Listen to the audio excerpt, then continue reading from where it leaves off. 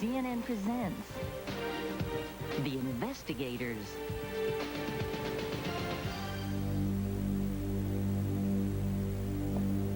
A healthcare practice that could be hiking your medical bills behind your back.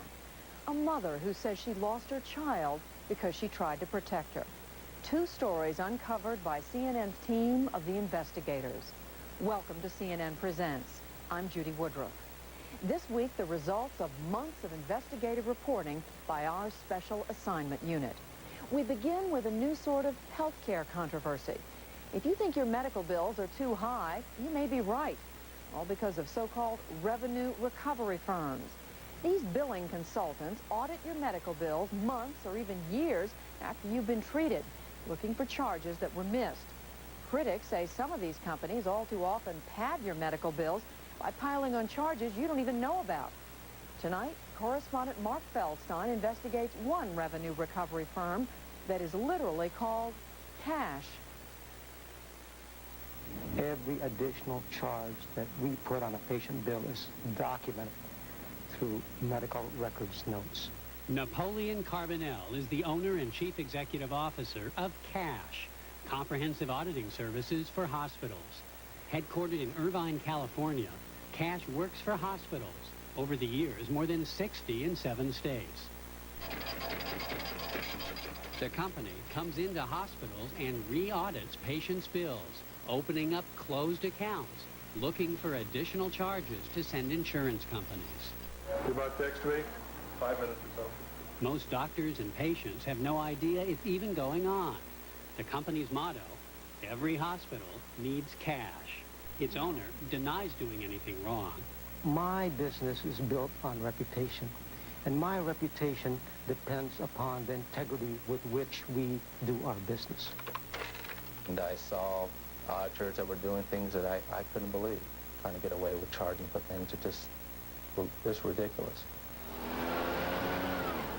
For more than 4 years, Mike Vukanovich worked for CASH, driving from hospital to hospital, trying, he says, to find new charges to put on patient bills. The more he added to the bill, the more he and CASH got paid. I know the tricks as good as anybody. I've been in the company since the beginning of the company. I've seen the books, I've seen the work, and it sickens me to see it go on for so long. Is this fraud? Yes.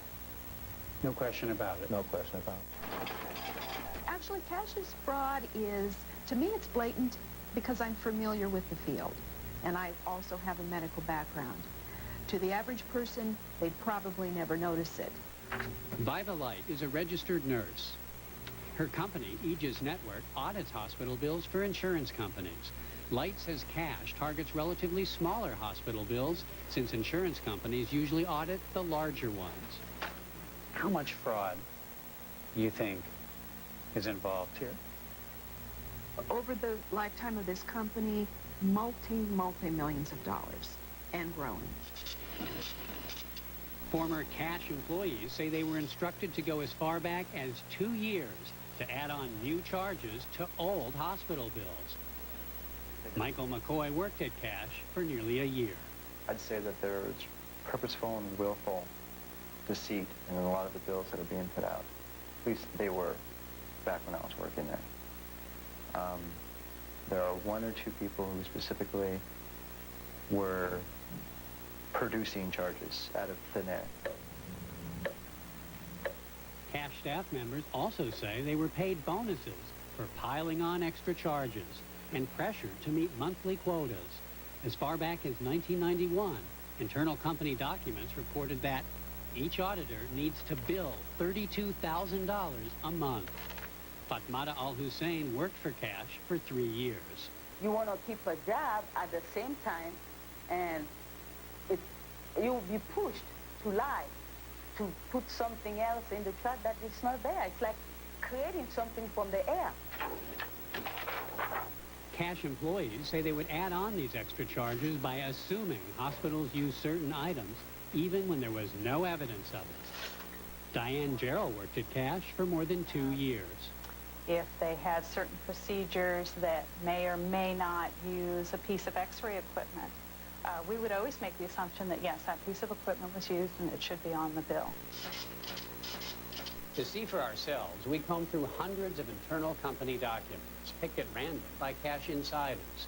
We contacted patients, doctors, and hospitals, and showed the files to Douglas Fowler, a certified fraud examiner who worked as a criminal investigator prosecuting healthcare fraud. One of the themes that came through in reviewing the documents was the fact that so little of their determinations were based upon any factual data or factual evidence. It looks to me like they were either invented out of whole cloth or plucked out of the air. Hospital patients, like Dottie Bradbrook, who runs a dog kennel in suburban New York, had no idea Cash was adding on extra charges to her bill. I can't imagine why they would have added on extra charges. Bradbrook had already been making monthly payments to settle her $21,000 surgery bill when Cash added on still more charges 9 months after she was hospitalized. It seems to me that I'm continually being charged. Cash's new charges included $1,540 for the use of a laser. The only problem is that the hospital had already billed for a laser. I see no documentation at all to confirm the billing for these additional rentals or uses. None at all. Teresa Freed, a patient from suburban Detroit, also had an expensive laser added onto her bill by Cash months after her hospital bill had been paid. Well, I'd be really curious to know why they did that and where the money went. Even Freed's doctor didn't know about Cash. The surgeon now says the company billed twice for the same laser. Records show that Cash added additional lasers to the bills of numerous other patients as well. Couldn't this have been an accident? In my opinion, no. This was no accident, and it's repeated on claims time and time again. If you saw it once out of 1,000 audits, perhaps. But on every audit that has this procedure, I don't think so. Carbonell says he's more than comfortable with Cash's extra laser charges, but he refused to discuss specifics for these or any other cases, saying it would violate patients' privacy. We are not comfortable with divulging any of that information. It's not just expensive lasers. Cash added on extra charges for Rusty Grandolph's foot surgery, which was paid by Workman's Comp. I have not seen one bill. I have no idea how any of the bills are being paid. I just know that I'm not paying them. Randolph's surgeon used an S-Mark tourniquet, one item, but Cash billed it as 2 items, $52 for S-Mark plus $42 for tourniquet set. It would be kind of like if you purchased a pickup truck and they billed you for the pickup and they also billed you for the truck. Cash employees say this was a common practice. You look at a kit and it costs $27.50. And you find out what's in that kit, and you charge for each individual drape and sheet separately, and you end up getting $108. That's terrible. That's terrible.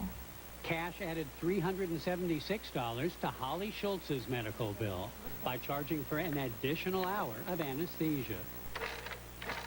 It should have been billed when the patient entered the surgery room and left the surgery room. Instead, the Cash employee billed the patient for anesthesia time when they were in the recovery room and before they even got to the OR room before surgery. Is that legitimate? Oh, absolutely not. Records show that Cash added on additional anesthesia time for other patients as well. If they're doing it in my situation, I'm sure that they're doing it in a lot of cases, and as it adds up, we're all going to end up paying in the end.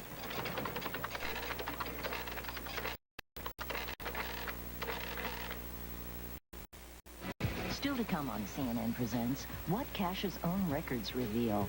Nobody's ever accused my company of padding the bills until you brought it up. And how company executives answer allegations of fraud.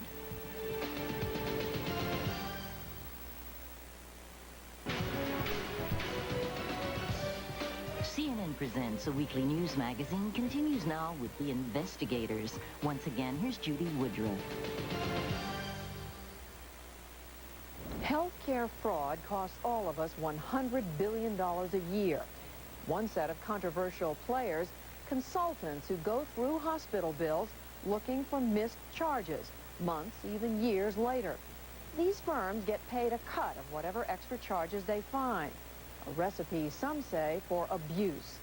One California company that hasn't been charged by prosecutors is called Cash.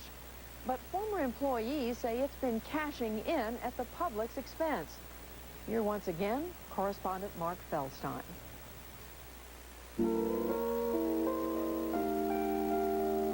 Like many patients, Joseph Krieger never even saw his hospital bills, which were paid by Medicare through his HMO. As long as I don't have any financial obligations, I tend to forget it. Krieger had an angiogram, which the hospital billed at more than $2,700.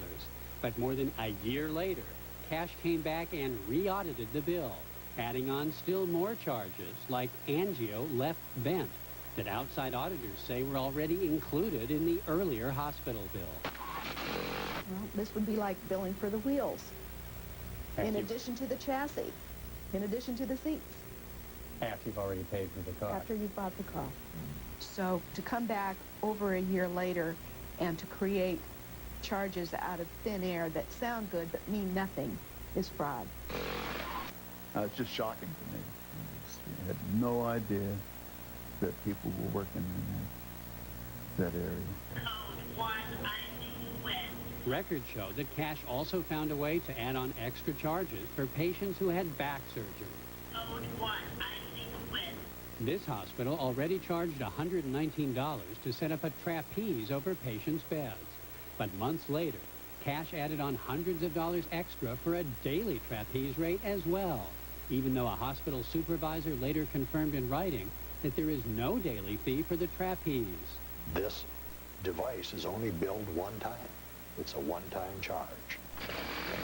To combine them and add another $500 to the bill for the use of this thing is absurd. Cash added more than $1,300 to another patient's bill for Olympus video equipment. But the doctor who supposedly used that equipment says she didn't. And the hospital's operating room supervisor later wrote that this video is never used in such surgery. It's incredible.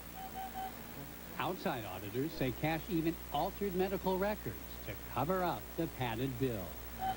In order to justify billing this fraudulent charge for this expensive piece of equipment, Cash actually checked an area to indicate a video was used when in fact the original of that document pulled from OR later showed that it had not been checked. I was able to follow up on it and get the original. And if you hadn't gotten the originals, we'd never know today that they would have been in there covering their tracks. How many cases of bill padding has Cash had? Well, bear in mind that we only had access to a handful of cases, and they were loaded with fraud. So if we were able to go through everything that they've ever done, I shudder to think what the outcome would be. None of the hospitals that use Cash agreed to be interviewed on camera. Off camera, several told us they've stopped doing business with Cash. This hospital canceled its contract with Cash. An outside auditor found that charges were fabricated. This hospital said Cash not only double billed, it also tried to charge for dead patients donating their organs. And this hospital chain says it terminated Cash permanently after finding a pattern of problems, including mismanagement and misrepresentation. The hospital chain says it will give refunds where there has been impropriety. Carbonell denies wrongdoing in all of these cases and insists he was never told of any bill pattern. I have never heard that before. Never heard that before? No, I have never heard that before, and I can't express... You sure about that, sir? I'm positive. But Carbonell's staff say they personally told him about padded bills. They never got back to me on what the answers were, what the resolution was. Did he seem concerned about it? No, You brought it up? he never seems concerned about fraudulent charging. Vukanovich says he even handed Carbonell files of Holly Schultz and other patients and told him that those bills were padded. Carbonell questions Vukanovich's credibility. No, that is not true. Never happened. Never happened. He's just lying. He is just lying. Michael McCoy says that when he told Carbonell his supervisor was padding bills, Carbonell said, "Do what she says." And I said, "Yes, sir," and went back and I did it. No, I'm not aware of that at all. Is he making this up too? Obviously he is. Fatmata Al-Hussein says she told Carbonell several times there was too much pressure to add on questionable charges. So I went several times in his office. I have a talk with him. He will sit there and listen to you, and he just give you that little smile, you know. Now, I cannot sit here and tell you that I recall every single conversation I've had in the last 6 years with auditors who have told me this. Carbonell insists that no one ever showed him proof of fraud. That Cash's careful record-keeping makes that impossible. Nobody's ever accused my company of padding the bills until you brought it up. Well, sir, what about this memo that your own director of auditors sent to you in February of 1993?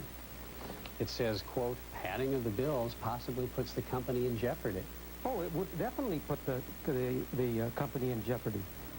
You said you just never heard about that until now. But, sir, that memo was addressed to you in 1993. I don't recall this particular memo, no. But did you ever see this before? I don't recall it. Isn't that your writing on the margins there, sir? I do not know if it is. That kind of practice is outrageous and has to be prevented. Senator William Roth has investigated fraud by revenue recovery firms. He says the heart of the problem is that companies get a cut of whatever they add on to a patient's bill. You see, that gives incentive to cheat, in effect. 3 years ago, Senator Roth forced revenue recovery firms to drop rules banning contingency fees. There's no law. There are these guidelines. This is what you try to do. Cash hasn't tried very hard, according to former employees. Not only does the company keep more than 1/3 of whatever it adds on to a patient's bill, individual staff members also get bonuses based on their billing, including $1,000 cash and cruises in Mexico. Did that encourage employees to pile on more charges? Oh, of course. Yes. I mean, that's a lot of money for some of those employees, isn't it? Yeah. So couldn't that affect their judgment? I don't believe so. Some of them told us it did. Oh, well, if it did, they didn't work hard enough. But it's no laughing matter for the public and the patients who pay the price. You feel so terrible after major surgery. Your only concern really is survival, getting better. You just are not in a situation where you can pay attention to something like this. So you need to trust those people. When CNN Presents continues, a revenue recovery firm stung by the FBI. I've not seen a company that I have worked in the last 25 years that isn't doing some degree of fraud.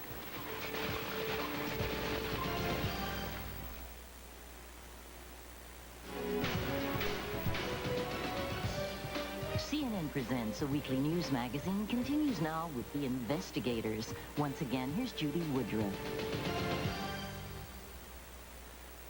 The company we've investigated, Comprehensive Auditing Services for Hospitals, steadfastly denies any wrongdoing. But Cash isn't the only revenue recovery firm that's been accused of pickpocketing the public. Once again, here's Mark Feldstein.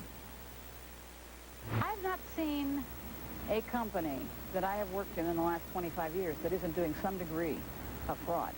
It's just a question of what kind and how large it is.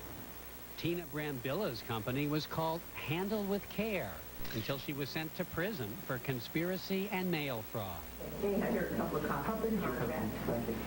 Brambilla's sister was videotaped in an FBI sting, bragging about how their company could bring nursing homes thousands of dollars extra from Medicare. Well, the least in charges that we've ever found in the facility unbilled was $8,000. The most we found is $650,000. In all, the sisters stole $7 million from taxpayers in 9 states. There you go. Right you go. Their method was frighteningly simple. Okay, I got it. Uh-huh. Change every nursing home's billing code so that an ordinary 5-cent bandage was charged as a $5 surgical dressing. We knew we were sending in fraudulent claims, but, you know, we knew they'd get paid. And we knew that was happening everywhere. Their pitch to nursing homes was equally simple. Give us your bills, we'll split the profit. Basically, it's a no-lose proposition. Their method, Kind of a trade secret at this point. But let's just say that there are a lot of tricks with regard to getting the billing submitted and paid properly. I could sit down with somebody, show them, and they could go out tomorrow and do it. Simple as that. It's that simple. to be sure, many healthcare billing consultants are honest, helping hospitals and nursing homes collect money they deserve. Is that sore? But federal authorities have uncovered millions of dollars of fraud by revenue recovery firms across the country. In Massachusetts, a company called Income RX bilked taxpayers in 5 states by padding ophthalmology bills. It led to more than $6 million in fines. In New York, prosecutors say this woman helped defraud Medicare of more than $900,000 by inflating physical therapy charges. In California, one of the nation's largest hospital consultants is now under investigation by a federal grand jury for billing irregularities.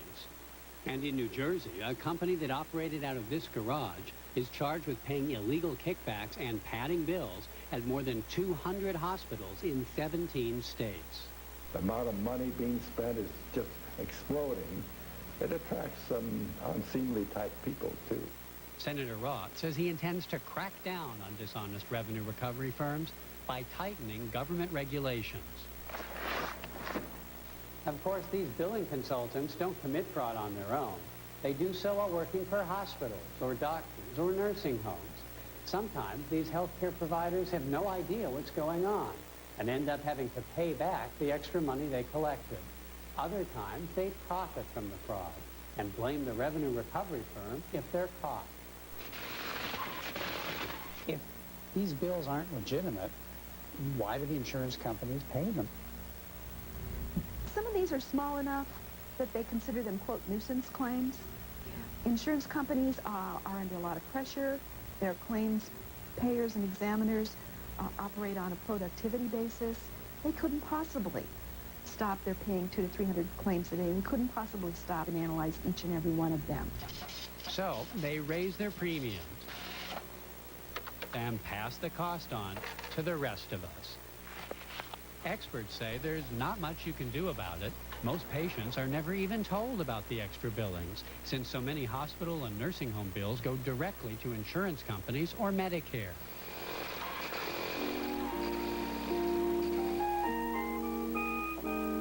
In the end, it's the public, patients like Joseph Krieger, who get stuck with the bill. I always thought somebody else was watching the store. Apparently that's not true.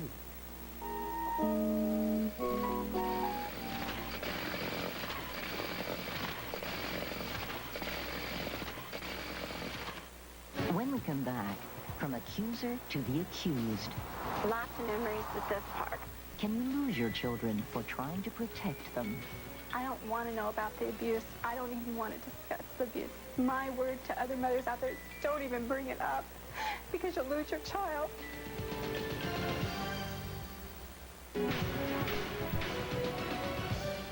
CNN Presents, a weekly news magazine, continues now with The Investigators. Once again, here's Judy Woodruff. Imagine trying to protect your children only to find them taken away. That's what may be happening in courtroom cases that have only recently come out of the shadows. Cases where child abuse is charged. Kathy Slobogan looks at courtroom battles where parents who report their children have been sexually abused find themselves on trial. Do you think the fact that you reported abuse hurt you in the custody fight? Oh, God, yes. I would have never lost my daughter. Never. This woman, we'll call her Laura to protect her child, is only allowed to see her 8-year-old daughter for 2 hours a week. By court order, they are watched every minute they're together. Even their phone calls are monitored. Such severe restrictions would not be unusual for a convicted child abuser. Only Laura has never been charged with abuse. What have you been accused of? Nothing. Been accused of a mom that fought to protect her child and wouldn't shut up. Laura, who lives outside Denver, is one of a growing number of parents, mostly women, accused of having an emotional disorder called PAS, Parental Alienation Syndrome. The idea is that one parent caught up in a custody battle programs children against the other parent, even fabricating charges of sexual abuse. And I think both of these parents, in many respects, are selfish. Collectively, they're doing damage to this child because of their inability to relate. Have great difficulty communicating with one another. Parents using their kids to hurt each other is nothing new. What is new is the PAS label, a label that allows judges to punish the accusing parent as the villain. How do I protect the child and get mom and dad out of Mothers said to have PAS have been fined, jailed, even barred from ever seeing their children again. Laura has had only supervised visits with her daughter for nearly 4 years. I'm not a mother. I can't be a mother. You're not allowed to go to her school. I taught her how to swim when she was 2. I've never seen her in her swim meet. Her ballet, Christmas, her grades. I've never even seen her grades. PAS is controversial, splitting the experts. Some say that a diagnosis of PAS gives judges license to ignore evidence of sexual abuse, even the child's own report. Critics say the PAS label can be misused against parents legitimately trying to protect their children. They say it's become the defensive choice for child abusers, punishing the accusers and silencing the children. The man behind PAS is Dr. Richard Gardner. It's not a rare phenomenon. It's quite common. Gardner, a Columbia University psychiatrist known for his innovative work on children of divorce, coined the term parental alienation syndrome. He says it usually arises when a mother, afraid of losing custody, uses false accusations as a weapon. In about 90% of cases, it's the mother who is the programmer and the father who is the victim of the campaign. Proceed to opening statement. Gardner has aggressively promoted his ideas through books and lectures, ideas that have taken hold in courtrooms across the country. Madam Guardian ad litem. I consider myself an expert on sex abuse hysteria. I consider myself an expert on the PAS. I have a lot of different... By now, Laura also considers herself an expert on PAS. hearings. I spent 6 years of my life fighting with everything I had. You're up against a whole group of people that believe in his theories, and you don't get out of it. Laura divorced her husband and won custody of her baby daughter 8 years ago. But the father had visitation.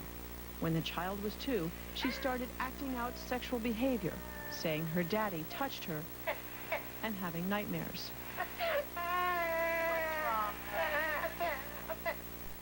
She arched her back off the bed and screaming out in the middle of the night, "No, Daddy, don't.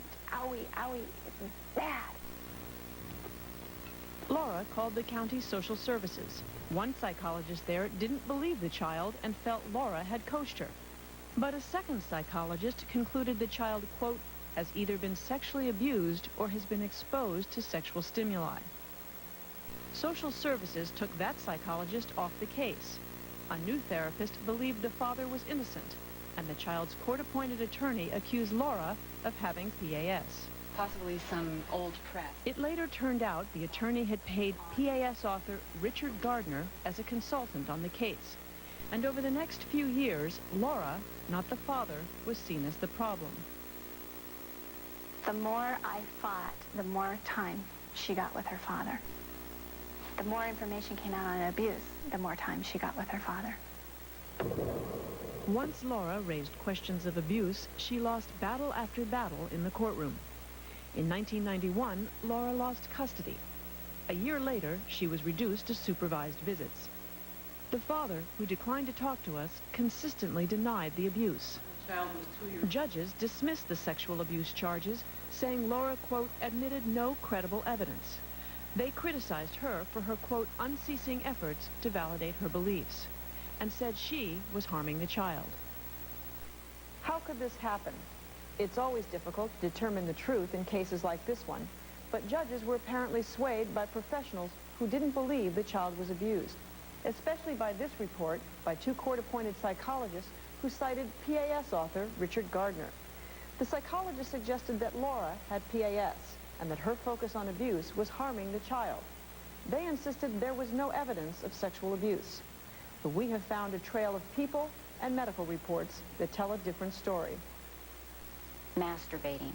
She would sit in a chair and fondle herself and tell the other little children that this is what Daddy does. Ruth Gibbons was the child's babysitter from the time she was 2. She says she saw a happy, well-adjusted child suddenly start to display frequent sexual behavior, several times with another little boy in her daycare. Had her pants down and trying to get him to put his penis and saying, do this is what Daddy does. Is there any doubt in your mind that this child was sexually abused by her father? There's no doubt in my mind at all. Do you have any doubt in your mind that this child was sexually abused by her father? No, I don't. Kelly Stewart was the child's preschool teacher from the time she was 4. She, too, heard the child describe abuse. She became concerned when the child came to school with a foul odor and asked her to change her underwear. Can you describe what you thought was in the underwear? It was a discharge, and it was like it had the smell of sperm or semen. Both Stewart and Gibbons testified in court, but judges dismissed their evidence. Laura herself took her child to several hospitals because of a persistent discharge. Hospital reports show that each time the child repeated her story of abuse. Finally, at Denver's Children's Hospital, the examiner found physical changes that worried her. The opening to the vagina was bigger, and the area around the tissue was abraded or worn away. And there was a vaginal discharge that had been there for quite some time. What was your conclusion? Some type of inappropriate sexual contact had occurred with this child. Did she seem coached or rehearsed? No, she did not. How many people did your child tell her story to? That's the saddest part of all. She told doctors, she told policemen, she told social workers, she told her preschool teachers, she told my family and friends. She told everybody. We couldn't all be coaxing the child. There's something the child was saying that was true. There had to be. The two psychologists who found no sexual abuse, Leona Kopetsky and Claire Purcell, wouldn't talk to us. Their report concluded the father had a healthy relationship with the child, that he couldn't have abused her. Despite their access to all the medical reports, they claimed that their conclusion was the same as all other professionals consulted in the case. Are there other professionals out there who feel this child was sexually abused? Most definitely. Our opinion was never asked. Not one of us has ever testified. Laura remains virtually shut out of her child's life until her ex-husband and court officials think she's cured of her beliefs. Laura has given up the idea that she can ever protect her child from abuse. I don't want to know about the abuse. I don't even want to discuss the abuse. My word to other mothers out there is don't even bring it up because you'll lose your child. And I just want a relationship with her. I want to be a part of her life. That's all I'm asking. Next, we'll talk to the man behind PAS, Dr. Richard Gardner. When we continue, is Dr. Gardner a champion of the innocent, or can his theories obscure the truth? I am a threat to prosecutors because they fear me, they hate me, because when I'm on the witness stand, I'm very powerful.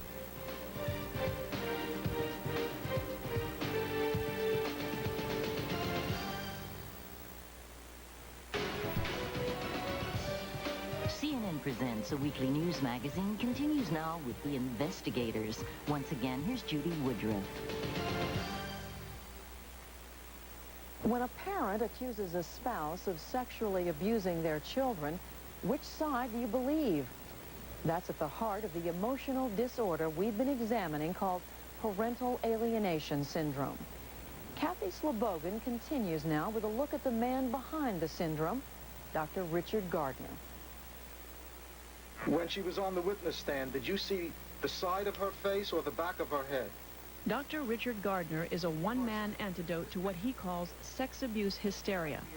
He has testified in sex abuse cases in more than 20 states. You will have a right to face your accuser in a court of law.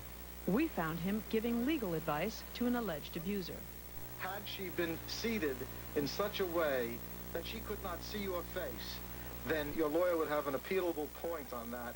Gardner makes as much as $400,000 a year from his court testimony and consultations. By his own admission, in 90% of the cases, he testifies there has been no sexual abuse. I am a threat to prosecutors because they fear me, they hate me, because when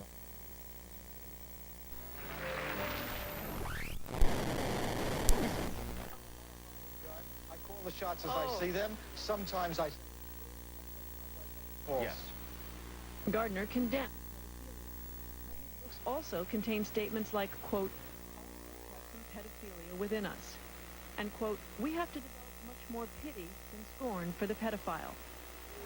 But it's Gardner's work on parental alienation that disturbs many child abuse experts. I think there's a great deal of concern about Dr. Gardner's ideas, his publications, his formulas. He's not done any systematic research to test his idea, to see whether it's one that really is useful, and that there's a real danger when somebody just kind of goes promulgating their own ideas without subjecting them to research. Gardner himself admits that his theories aren't based on any scientific or clinical research, just his experience. His work on parental alienation isn't reviewed by peers. He publishes it all himself. What bothers his critics is that his theories form the basis for drastic punishments in many courtrooms. You have recommended things like fines and jail sentences for mothers who don't come around. Weekends in jail, a day in jail, just as a reminder to cut it out. You're destroying these children. Gardner believes children are badly damaged when one parent vilifies the other. In extreme cases, he has even recommended separating a PAS parent and child for several years. Never, never, never give up. But we found in some cases, court sanctions go even further. Even though we cannot be together right now, Mommy wants you to know that I love you more than anything in the world. These are the last words Catherine Andrews' children have from their mother. She's not seen her son and daughter for 2 years. All she has left are treasured drawings, a few leftover clothes. She faces jail if she comes within 100 feet of her children. Her crime? PAS. And you've never been convicted of neglecting them or abusing them or charged with any kind of abuse? Kathy, I've never had a parking ticket in my whole life. I've never had a speeding ticket. Catherine Andrews was divorced 6 years ago when her children were 5 and 7. Like many women charged with PAS, when her children told her their fathers sexually abused them, she believed them. So did a school assistant principal, a police detective, and a psychologist. I thought the children were telling a story that seemed valid to me. I mean, they did not seem coached. They seemed to me to be telling an honest story, and so I was quite disturbed. But the father, who wouldn't talk to us, denied the abuse. A court-appointed evaluator with a degree in home economics did not believe the children and thought Catherine Andrews had PAS. In a jury trial, her parental rights were terminated. What do you think of the outcome of this case? I was, quite honestly, appalled. I testified in the final trial, and when I heard what the verdict had been, I really couldn't believe it at first. I thought someone was kidding me about it. For a time, my children really believed, because I told them if they told the truth, that eventually somebody would listen. And, I feel real guilty about that, because I said that he'd keep telling the truth, that somebody's going to listen. What if you're wrong? Every physician who's ever been practicing medicine must think about the possibility. We all have to recognize that we may be wrong. My favorite thing about you is that you always have time to help me when I need help. Gardner himself says that outright termination of a mother and child's relationship can be harmful. Although he wasn't directly involved in this case, his ideas were. Warren, I'm not their mom anymore. But he says he can't be responsible if people misapply those ideas. Be there for them. You know in advance, whatever your contribution, that people are going to misuse it. I'm not going to lose sleep over it because it's predictable. Just remember, my darling angel, every time you get sad, remember how much Mommy loves you.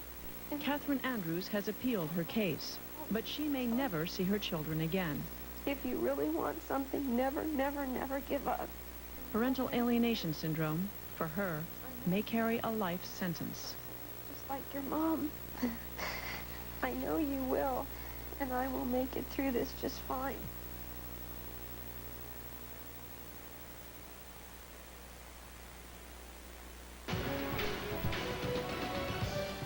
CNN Presents, a weekly news magazine, continues now with The Investigators. Once again, here's Judy Woodruff.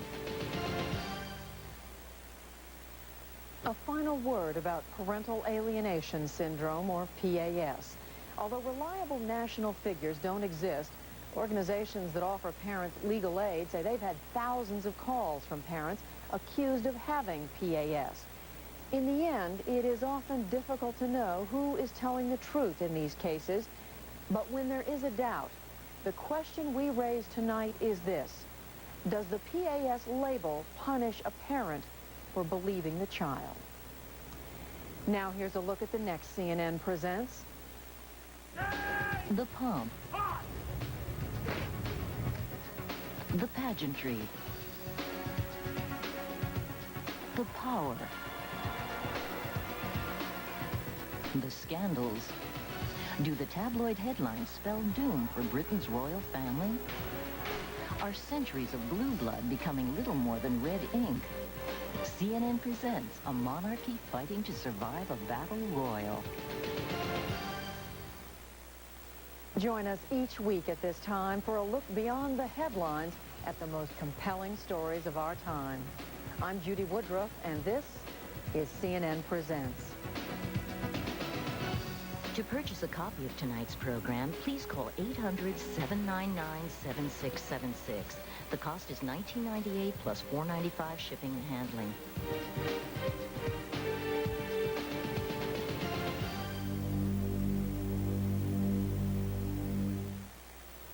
Closed captioning was provided by Bell Atlantic, the heart of communication.